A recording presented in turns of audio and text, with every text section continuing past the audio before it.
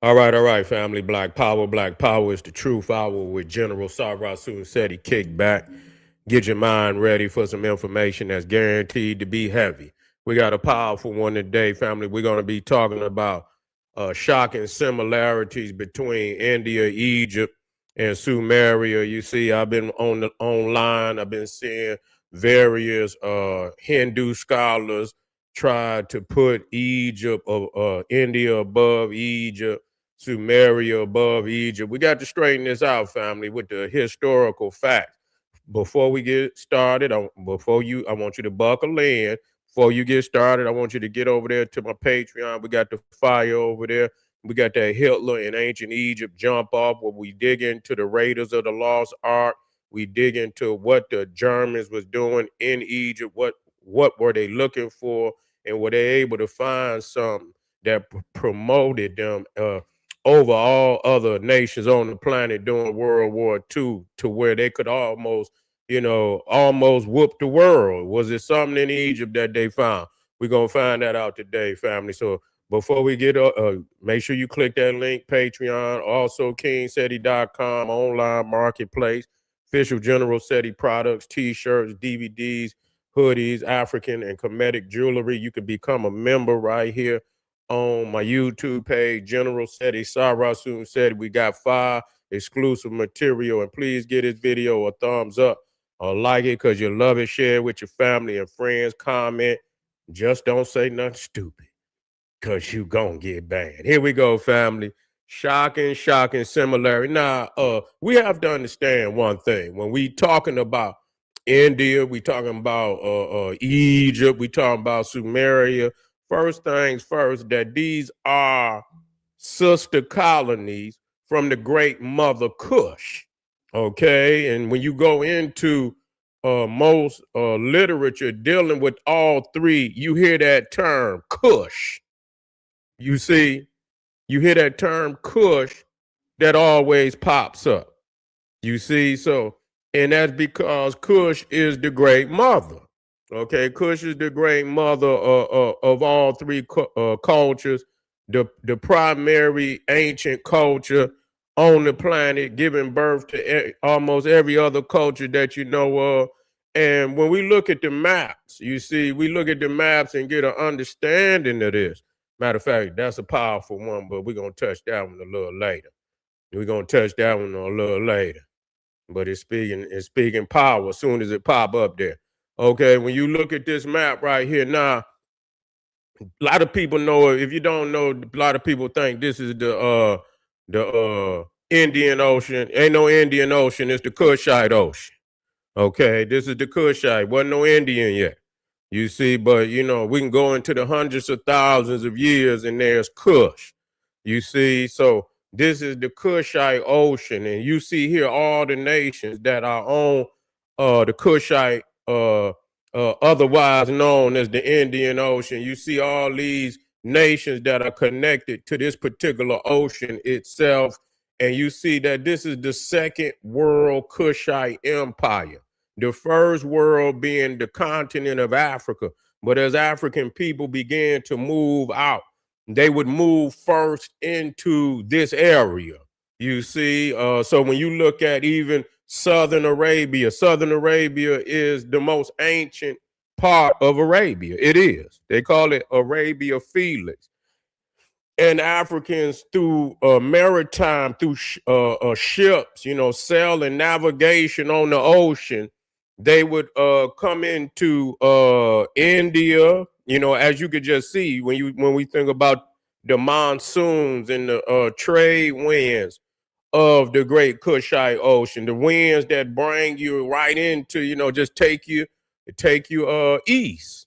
And you can go during the monsoons, you can almost go to any nation on this ocean. You see, with little to no problem, especially if the currents, the particular currents that's in the ocean, in which our people have known for tens of hundreds of thousands of years. You see, there's islands in the middle of this ocean, this Kushite Ocean. You wouldn't even believe Africans is in the middle. You see, African people are in the middle of this ocean on islands that they rarely put the islands up there. They don't even want you to know they're up there. You know what I'm saying? So when they go in there and colonize it, most people ain't gonna have no problem because they won't even know it exists. You see, so this is and that's why when you start talking about how long people's been on these, like Australia, they say people been in Australia almost 60,000 years. Some say 60, between 60 70,000 years, and far longer than even Europe. You see, so which means that our people went east. They went east before they went west. Hold on, fam.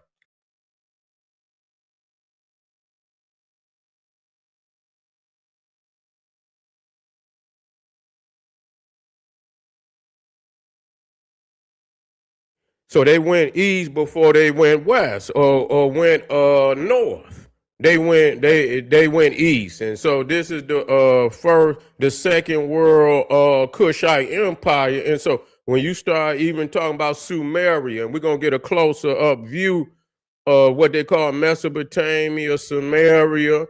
Let me get that in there. Right there. So you're looking at the monsoons, and when you look at you got the summer monsoon, and that's all the way to the right. You see, and the monsoons are these powerful winds. It bring a lot of rain. You see, it bring a lot of rain. These are the monsoon. But in the root of that, this is where you get the Mon Khmer. The Mon Khmer. You see, because the monsoon brought them into that area that our people had come up out of Africa and had went into Cambodia, went into Vietnam, Philippines, China, Japan, went into that area many tens of thousands of years ago. And so when people look and see, the layout of many of the temples, a lot of the sacred symbols and regalia, it's not a coincidence. But we've been lied to for so long because they said we didn't have no civilization. So anytime they see anything of any similarity to anything African, they're gonna say, "Oh, that's a coincidence," or anything of that nature. So now, when you look at these monsoons, you can see the Indus Valley, India is right there. You also see what they call the Persian Gulf today, where you can turn right up into the Persian Gulf. This was the founding of Sumeria. When you look at Sumeria, Mesopotamia, you see it was the southern extremities of Mesopotamia. Was the oldest part, not the north. That means that how did they sailed in? You see, when you start looking at Ur of Chaldea, right there on the right there at the tip of the Persian Gulf, right there where the waterway begins, that's where the earliest parts of Mesopotamia began. It began in the south. All civilizations on the planet began in the south. There's a reason. That's the momentum of civilization is coming down north, coming out of Africa, coming down into the Mediterranean. That's why Crete in the middle of the Mediterranean is the oldest European civilization in the Mediterranean. Okay, so you know what that means. That as the Africans come down into the north of Africa, then the next step is moving into the Mediterranean. And so the islands in the Mediterranean were populated before mainland, some of it, but a majority of those islands, were populated first and foremost. You see, and so this is very significant in which, in when we deal with this. You see, now when we get to talking about when we talk about Ham, we talk about the biblical father of the African races. Now, what's crazy when you go off into the Talmud, when you go off into the sacred book of the Orthodox Jews, they link India with Ham. They link India with Kush. You see, this is in the Talmud. When you talk about Homer, you see Homer says that there are two Ethiopias. You see, you got one in the east, one in the west. And the one which he speaks of in the going to the east is the minor Kushite colonies such as Sumeria and India. Okay, those are and so now this term where we talk about Ham and Kam, I mean, it even go into the east. Now you got Champa, but you also got Kush in India, Kosh.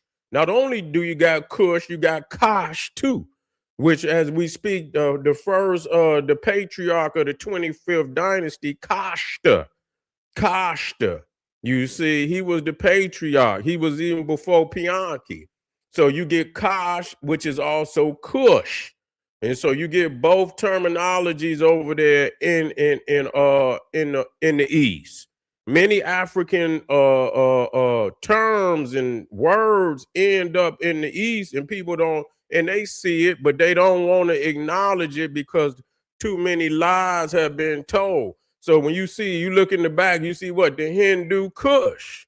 The Hindu Kush is and then you got the Kushan, you got the Kushan dynasty, where they got the Kushan dynasty, but you also got Kushan in the Bible, which is also speaks to Ethiopia. So these are all Ethiopian Kushite nations. Now, when you talk about Cham over in the East, you're talking about Vietnam.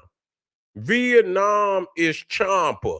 Okay, and then you got we're gonna get on Cambodia, which is also Cambodasia. Okay, Kim and Cam. So even over there, the Kim can be Cam, and just like you got Bethlehem, all speaks to blackness. All speaks to blackness. You can't let them tell you otherwise because they don't know. They lying just to keep you from gaining the glory. That's all they doing is trying to lie to you so that you don't gain the glory. So when we look at Vietnam, we see that. Now you see this brother. This is a straight up brother. If he was in Egypt, they would have been knocked his nose and lips off. I don't see. They'd have been knocked his nose and lips off because that just speak for itself. That's an African right there. That's you know what I'm saying. That's the only people on the planet that look like that right there.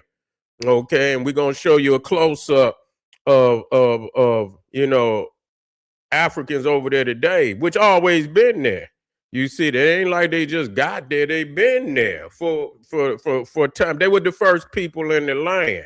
So right there, you can see right there. You look at to the right, you see the Champa, and then you see right there. I believe that sister is from the Philippines. You see what I'm saying? Look just like the statue. Okay, look just like the statue. There's no running from that. And so when you look at the Buddha being woolly-headed Buddhas, and all the Buddhas is woolly-headed, and they'll tell you that there's some shells. Why y'all ain't rocking no shells today like that? You see, down to the nape of the neck. You don't got no shell that go down to no nape or no neck. You see, this is all lies, and so they put on all this regalia to hide the fact. That's just like the old man. They go and take these so-called Mexicans or whatever and say and put them up to the statues, and people say, oh, they look, well, take the helmet off, damn it. Take the helmet off. Y'all don't never want to take okay, do you got the same? And we see they don't never show the old Mex with the afros on their head, with the peaks, and the only black people have that peak like that. When you don't get that line up, that was old school. That back in the 70s with 60s and 70s, well, it was getting some line, but a lot, we wasn't so haircut prone back then. You know what I'm saying? We wasn't not like today. Back then, you know what I'm saying? It might be a while, for you get a haircut. And if you did, mama or somebody might have did it for you, and you didn't go down to the barber. They was still, stuck in them 60s and in them early 70s hair dudes, they was getting pump waves.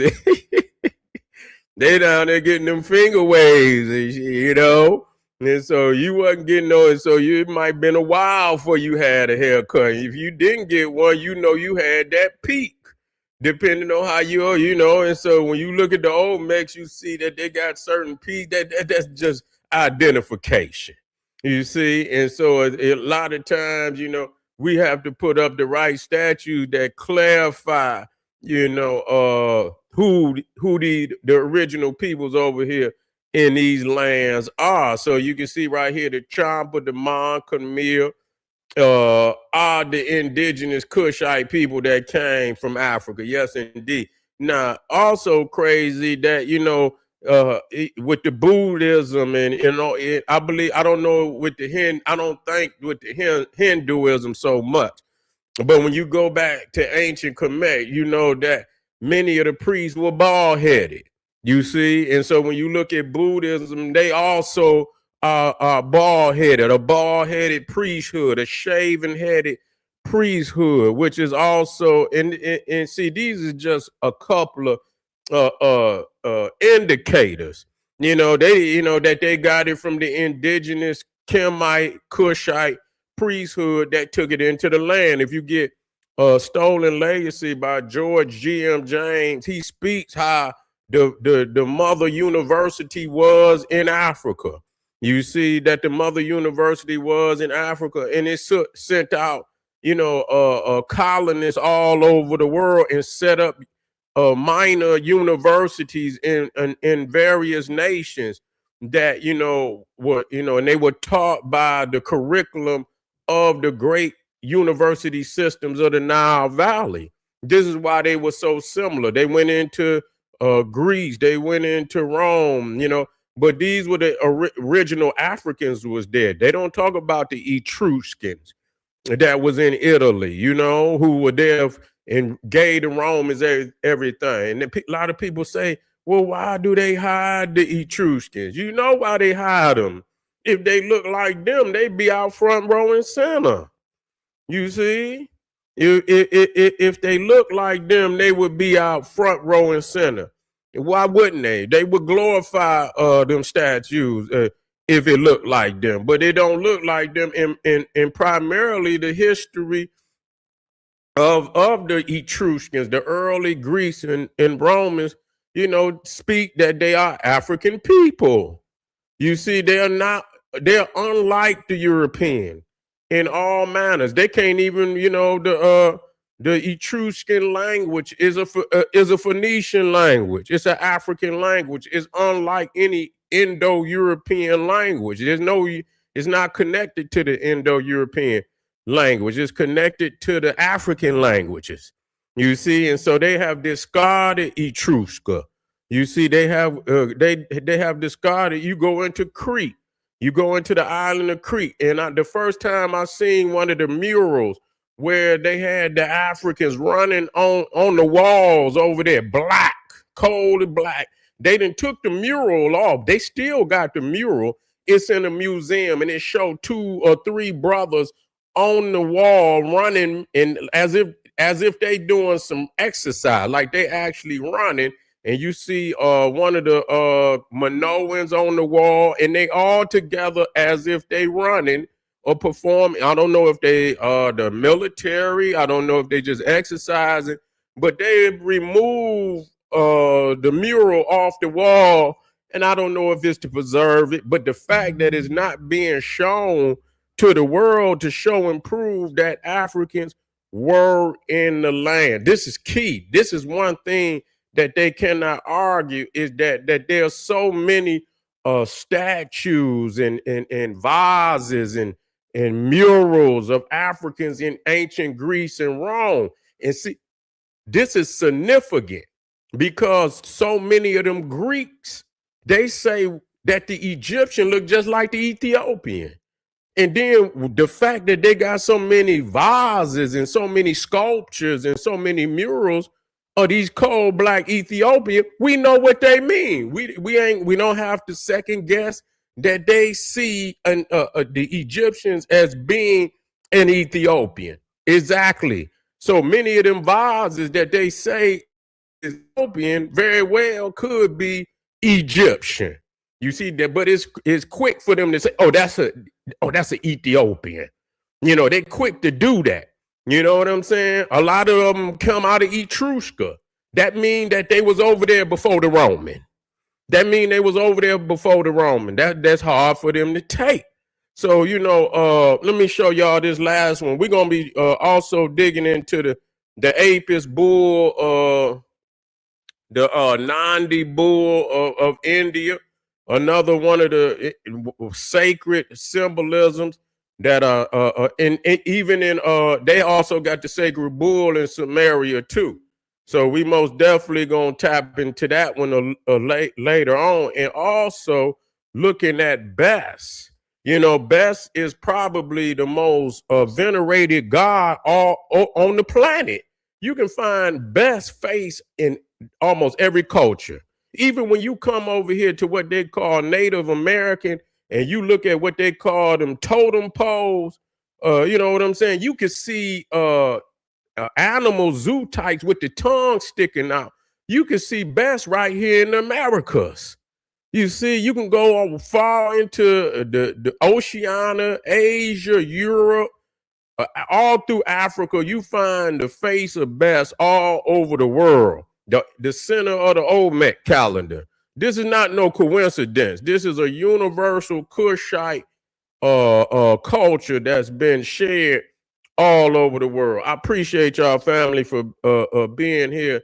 The shocking similarities between India, Egypt, and Sumeria ain't all that shocking. Y'all stay with me.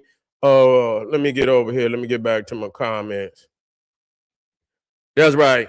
We just getting started. Yesterday we had a little hiccup with the internet, but we most definitely gonna keep it going today. Y'all stay with me. Get over to Patreon. Don't you dare miss that Hitler in ancient Egypt. We're gonna be looking at the Germans when they went into Egypt and what did they find? What was they doing? What was they looting? We're gonna get to the bottom of it. I'll see y'all in a minute. Arm yourself with knowledge. Bang on that wicked ass beast daily. Liberation through African education and confrontation. Boom. Black power.